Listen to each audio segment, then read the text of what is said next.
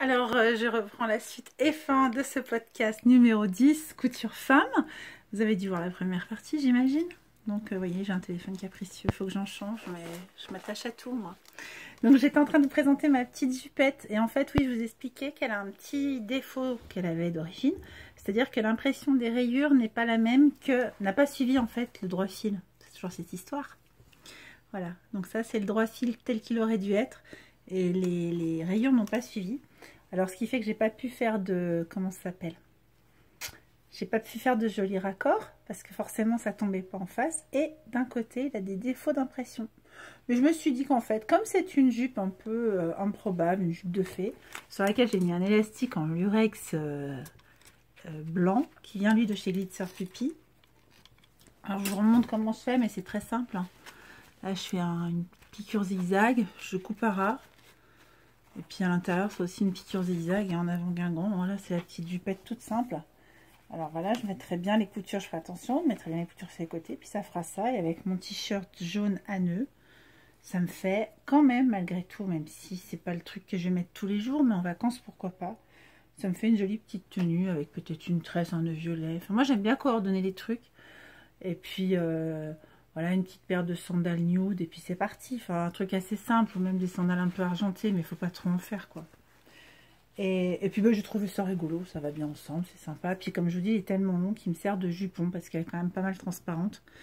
Donc, avant l'indécence, il me sert de jupon. Puis après, juste au-dessus des genoux, il est transparent sur 10 cm et on voit... Enfin, la jupe est transparente là sur 10 cm et le t-shirt, il arrive jusque là à peu près. Puis, j'ai, ouais, à peu près là. J'ai tout ça après qui est transparent, mais avec le volant, ça fait vraiment joli. Je termine par les deux pièces que j'ai fait en dernier. C'est quand même assez logique. Hein. Et j'ai d'abord fait, je vous en ai parlé dans mon haul, c'est ce short. C'est un tissu lin, coton lin de chez Dries & Stoffen. J'aime beaucoup le résultat. Alors, il a été beaucoup bidouillé ce short parce qu'en fait, j'ai d'abord fait... J'ai l'impression que ça va faire demi-tour ma ceinture là. Je l'avais essayé tout à l'heure, j'ai dû le faire tourner la ceinture dedans. Oui, c'est ça. Et voilà, là, elle est droite. Donc c'est un short que j'ai fait donc en lin viscose. Et ça c'est du tissu jersey tout bête de chez Glitzer Puppy. Normalement c'est presque du sweat. Il est un peu épais, mais les couleurs, franchement, quand je suis tombée sur cette gamme de couleurs, je savais pas trop quoi faire. Alors je me suis dit, bah, soit je mets du noir, mais c'était triste. Bon, il y en a quand même un peu partout du noir, mais voilà, j'avais envie de rehausser un peu. Et j'ai pris la couleur qui ressemblait le plus aux fleurs là. Donc on est vraiment, voilà, comme le cœur de la fleur ici, là c'est cette couleur là. C'est important hein, pour moi les couleurs, vous avez vu. C'est un peu, quand je me fais des vêtements, c'est la façon en fait de m'exprimer, c'est les couleurs. Et les coordonnées entre elles et tout, j'aime vraiment bien ça. Je faisais presque plus attention à ça avant qu'aux formes, et je commence à plus faire attention aussi aux formes. Qu'est-ce que j'ai fait? C'est un short, j'ai pris l'avant et l'arrière du short Alice du pyjama Mounassou. Si vous l'avez chez vous, vous utilisez juste l'avant et l'arrière. Ensuite, j'ai fait un revers. Alors, j'ai 8 cm trop long. J'ai fait le 44. J'ai fait 8 cm trop long, donc j'ai replié ces 8 cm en faisant d'abord un ourlet là en bas, que j'ai après cousu à la main. Je trouve que sur l'extérieur, ça se voit pas trop. J'ai un petit peu du mal à faire cette couture là invisible.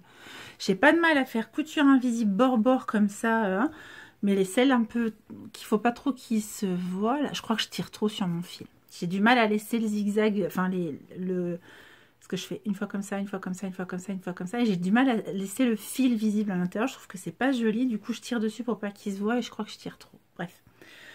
Comment j'ai fait? J'ai donc fait un ourlet d'abord de 1 cm. On voit ici ma couture. Je fais avec un fil que j'avais. J'avais du vert sapin. Je me suis dit, bah voilà, on va utiliser ça. Donc, j'ai fait un revers d'1 cm. Et après, j'ai fait un repli à l'intérieur de la jambe. Je vais vous expliquer pourquoi pas à l'extérieur.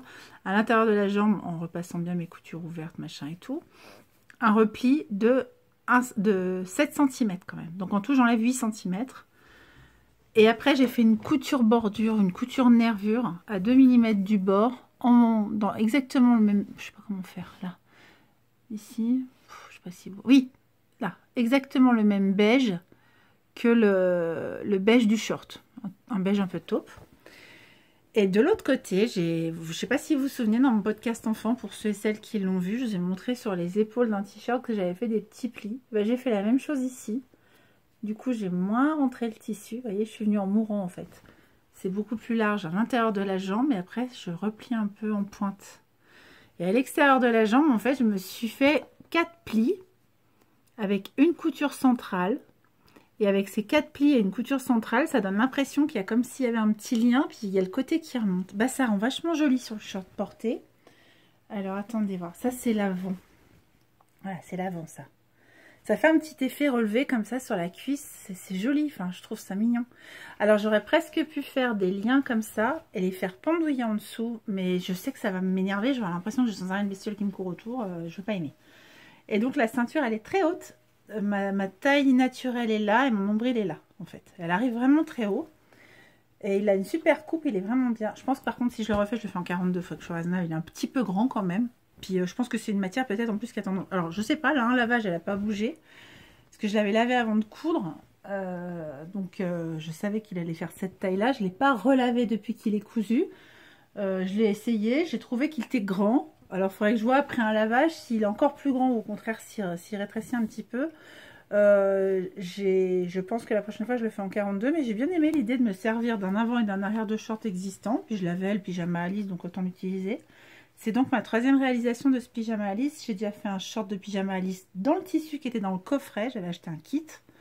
Il y avait le haut du pyjama, le bas du pyjama, un écusson. J'ai pas encore fait le haut, j'ai déjà fait le bas. Et avec le même tissu à petit pois que celui qui était préconisé. Et qui était fourni avec. La 2e fois, j'ai fait dans un tissu noir et je me suis fait avec les festons en bas et ça m'a fait un short de journée, alors que c'est un bas de pyjama. Et là, je réitère, c'est de nouveau un bas de pyjama. Alors en fait, je me suis acheté des chaussures quand on a été déconfiné. Là, j'avais envie d'avoir des chaussures où j'ai pas mal au pied quand je me promène dans les chemins caillouteux là, et quand je me fais de la rando ou quoi. Mais je voulais quand même pas des chaussures complètement fermées, donc j'ai pris des sandales. En fait, c'est des sandales de chez Decathlon, beige et bordeaux, c'est pas du tout mes couleurs. Et je trouvais qu'elle faisait un peu, pas vieille, mais vieux look, enfin je sais pas comment dire quoi. Scout un peu, c'est pas du tout mon style, mais je suis super confort dedans. Puis il fallait pas faire ça difficile parce qu'il n'y avait pas toutes les tailles, il n'y avait pas tous les coloris. J'en avais vu des noirs, il n'y avait pas, noir et turquoise, il n'y avait pas, enfin bref. Et du coup, je me suis dit, bah, puisque j'ai ce tissu, je vais m'en faire un short, je vais me faire un t-shirt qui ira avec. Et ça va me faire mon ensemble pour quand je vais me promener. Et du coup, mes chaussures, elles ont plus raison d'être dans des tons beige et bordeaux. Alors que moi, beige et bordeaux, j'ai pas du tout ça quoi, dans mon stock. Et je vais terminer. Qu'est-ce que j'en ai fait? Voilà. Je vais terminer par le t-shirt que j'ai fait coordonner. Pardon, il est en roulant en boule là sur mon lit. Du coup, il est un peu froissé. Exactement le même tissu que le tissu de la taille. Je vous montre de près. J'ai fait des surpiqûres assez sympas. J'ai fait des pointillés larges et après un zigzag. Et j'ai fait ça tout le tour. Du col, des manches, et c'est de nouveau mon fameux modèle de mon t-shirt, sauf que là j'ai fait ça pour le réduire. C'est pas mal, ça me donne comme une pince poitrine. Je vous montre après comment j'ai fait. Je l'ai fait encore long, j'ai pas repensé, j'aurais dû le faire plus court. Alors du coup, vu que c'est une matière qui est quand même assez épaisse, trop peut-être, bon, voilà, c'est une matière un peu, c'est du French Terry, hein. C'est bouclette à l'intérieur. C'est un petit peu chaud, c'est du sweat un peu, mais c'est confort.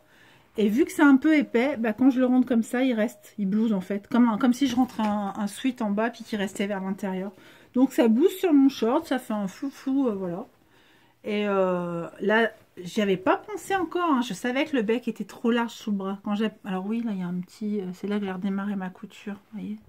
En fait, c'est ma couture en travers, ça c'est mon avant, c'est mon arrière. C'est bizarre, ça sera bien comme ça. C'est moi qui ai fait le patron, donc si ça va pas, je changerai, mais voilà, ça fait ça en fait. La couture, elle est en biais devant. Bon.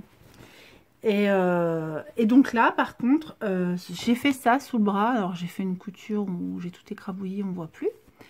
Et ça me fait une pince. En fait, qu'est-ce que j'ai fait? Bah, j'ai pris 1 cm par là, 1 cm par là, et j'ai fait un pli creux. C'était trop grand sous le bras et j'avais pas assez d'aisance poitrine. Et ben, en faisant cette modification, nickel.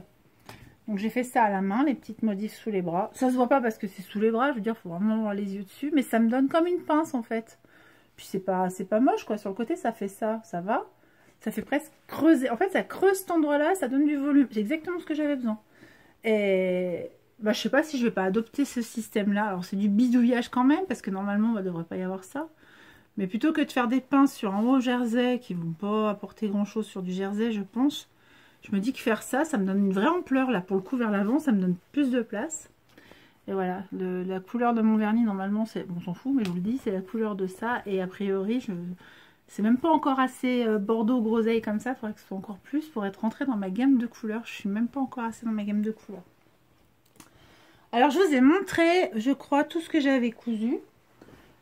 Donc manque un fameux t-shirt noir, je le mettrai dans mon prochain podcast. J'ai fait exactement le même, comme ça. Noir avec des fleurs gris ou gris avec des fleurs noires, je sais plus comment, gris avec des fleurs noires, et j'ai fait juste des gouttes sur les épaules pour que ça fasse des petits nœuds comme ça, mais qui englobent. Là ceux-là sont vraiment, c'est les bretelles qui sont nouées, et l'autre c'est la bretelle qui est comme ça, et après il y a un petit nœud, on le passe dans la bretelle et on fait le nœud, et du coup la bretelle et le soutien-gorge sont, vous voyez, ça reste, c'est solidaire. Et il est noir avec des fleurs. Par contre pour le coup j'ai voulu le faire plus court, il est trop court. Alors je l'ai mis avec une jupe taille haute que j'avais chez Desigual depuis des années. J'avais cette jupe là. On dirait un ensemble du coup. Parce qu'il est noir. Ouais, c'est ça, fond noir avec des fleurs grises. Et il y a aussi un mandala gris sur la jupe. Donc ça va bien. Et avec des nœuds là sur les épaules. Mes nouettes sont un peu trop grandes. Mais j'aime bien aussi. Mais je ne l'ai pas encore mis. Je le mettrai pour mon prochain podcast. Je le porterai puis vous verrez à ce moment là. Donc je vous ai montré à peu près tout ce que j'avais fait, je crois, récemment pour femmes. J'ai refait des choses pour enfants, mais ça attendra un prochain podcast enfant. En fait, j'ai fait des shorts à ma fille. C'est de là que je me suis dit que j'allais m'en faire un aussi. Je suis tombée en amour sur un modèle de short et j'en ai fait 5. Donc j'ai pas mal cousu ces derniers temps. Et j'attendais en fait de... Bah là, je suis en train de regarder tout ça autour de moi parce qu'il y a tous mes tissus de Stoffen qui sont autour, que vous allez voir dans le hall. Et j'attendais de recevoir mes tissus pour faire mes dernières cousettes avant de partir. On part normalement en vacances le 1er juillet. Je dis normalement parce que le site avec lequel on part, ils sont injoignables. J'aimerais bien qu'ils annulent pas tout, quoi. Voilà, donc on a déjà annulé nos vacances pendant le confinement, comme beaucoup de gens. Il y a pire, hein, je suis tout à fait d'accord. Hein. Pendant le confinement, il y en a qui ont tellement bavé. Il y a eu des gens qui ont perdu des gens de leur famille, etc. Moi, mes vacances, c'est vraiment peanuts. Sauf que ben, mes enfants étaient déçus parce qu'on n'était pas partis en vacances déjà au mois de... Pardon, je range, j'arrête pas de ranger, j'arrête. On n'était déjà pas partis en vacances au mois d'avril, on devait partir à Venise, mon mari s'en faisait une joie. Tiens, en parlant de Venise, je crois qu'il est par là. Je ne l'ai pas montré dans mon haul de Stoffen non plus. Je sais pas où il est. Je lui ai acheté un tissu Venise un peu improbable à mon mari. En fait, il lui plaît, je suis assez surprise. C'est un tissu, c'est drôle parce que j'avais vu ça dans un catalogue By Trendy. Je remets pas la main dessus, je n'ose pas faire du bruit, je crois qu'il est dans le sac quelque part. Je voulais pas montrer dans le podcast parce qu'en fait il était resté en dessous de la pile et je l'avais pas vu. Bon, bah ce sera pour une prochaine fois quand j'aurai cousu ce tissu, je vous montrerai le produit fini, on va dire. Ouais, c'est un tissu, pareil, j'aimerais bien lui faire pour partir en vacances. Alors, je sais pas si j'aurai le temps de faire un podcast avant de partir qui s'appellerait Valise de vacances. Il y aurait les shorts de ma fille. Je vais refaire aussi des t-shirts col bateau, pas pour elle, elle en a assez, mais pour moi. Je vais quand même lui faire un t-shirt palmier que je lui promets depuis 2 ans. Il faut absolument que je lui fasse, il faut que j'arrête de dire oui, oui, oui, oui, puis pas faire quoi. Enfin, c'est pas que je dise tout le temps ça, mais j'ai tellement d'options, tellement de tissus, tellement de possibilités, tellement d'envie. Et pas forcément le temps de faire tout. Et sinon, je vais profiter, je suis sur un projet pour une cliente et j'ai bien envie, pour me tester avant de lui faire à elle, j'ai vraiment lui faire un truc super parfait. Puis j'ai jamais fait ce modèle, donc je vais me le faire d'abord à moi. Je crois que je vais me faire une veste boyfriend dans un tissu improbable. Pourquoi un tissu improbable? Parce que c'est pas le genre de vêtement que je porterais, donc je vais pas me faire un truc classique sachant que je vais pas la mettre. Je préfère faire un truc un peu décalé, ça peut peut-être même être du wax. Et c'est une veste boyfriend, ça veut dire un peu une veste mixte, plutôt androgyne homme. Vous savez, les vestes un peu épaulettes, toutes droites, avec des revers aux manches et tout. Et avant de lui faire à elle, je vais me la faire à moi. Et c'est possible que je la fasse pour partir en vacances. Comme ça, pour les vacances, j'aurai, pour s'il ne fait pas beau, on va au bord de l'Atlantique, une veste bombers, une veste comme ça, ma veste en jean. Voilà, je vais prendre 2-3 vestes sans être obligée de prendre vraiment les blousons, les machins. Voilà, c'est les vacances, il fait beau. Mais il faut quand même avoir un truc s'il pleut ou s'il fait un peu plus frais ou le soir.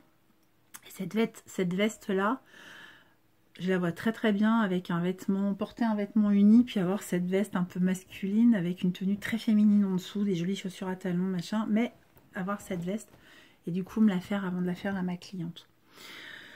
Qui veut un tailleur d'ailleurs, mais le pantalon, voilà, c'est pas du tout mon style à moi, donc je me vois pas me le faire avant, puis voilà, c'est assez...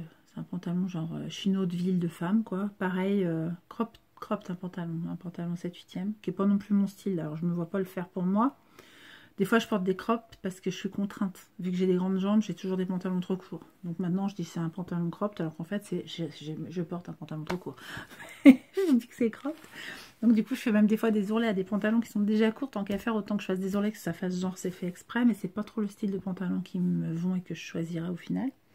Mais la veste, j'ai bien envie. Et je l'imaginais bien dans un de mes lins viscose que j'ai reçu là.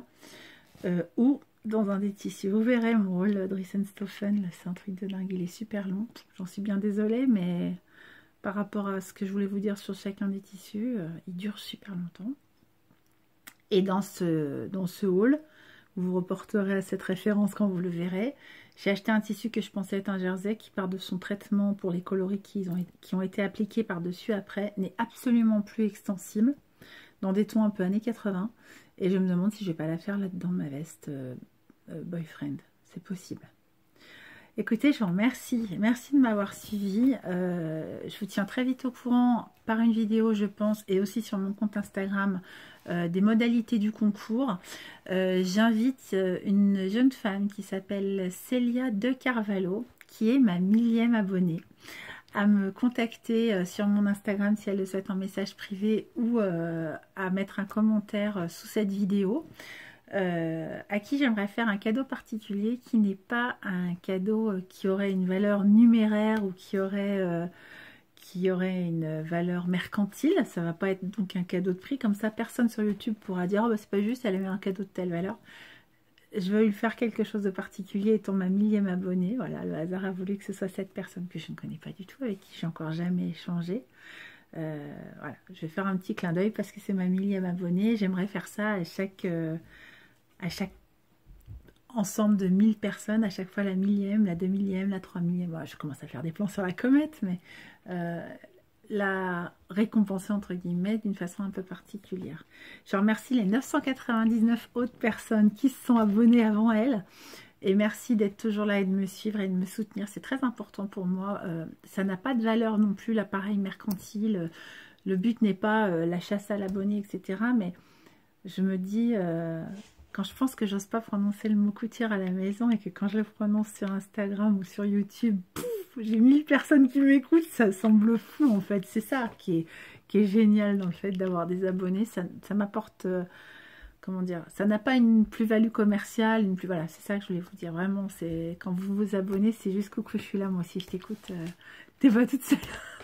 Et du coup, on est 1000 à pas être toute seule, c'est super génial, ou pas tout seul, s'il y a des messieurs. S'il y a des messieurs, j'aimerais bien que vous me manifestiez, parce que ça se trouve, je pourrais peut-être faire des fois un peu plus de vêtements pour mon homme, qui vous concerne aussi, pour que vous vous sentiez pas trop abandonné au milieu de tous mes jupons à froufrou. Après, si vous emportez des jupons à froufrou, libre à vous. Et donc ouais, vraiment je tiens à vous remercier, c'est super important pour moi cette écoute, de savoir que quand là je parle à mon téléphone qui est scotché sur ma télé, non mais vous imaginez pas les conditions de tournage, je pense qu'on est un peu en biais là, je sais pas si vous avez remarqué, et le scotch qui commence à faire comme ça. Je vais vraiment vous remercier en fait d'être là parce que ça m'apporte beaucoup. Voilà. Donc j'espère que je vous apporte un tout petit peu en échange de ce beaucoup que vous m'apportez. Je vous embrasse très fort et je vous dis si vraiment il y a un podcast avant le 1er juillet, ce sera le podcast qu'est-ce que j'ai mis dans ma valise. Voilà, ce sera assez court. Je serai capable de faire un truc court, on verra. Bisous.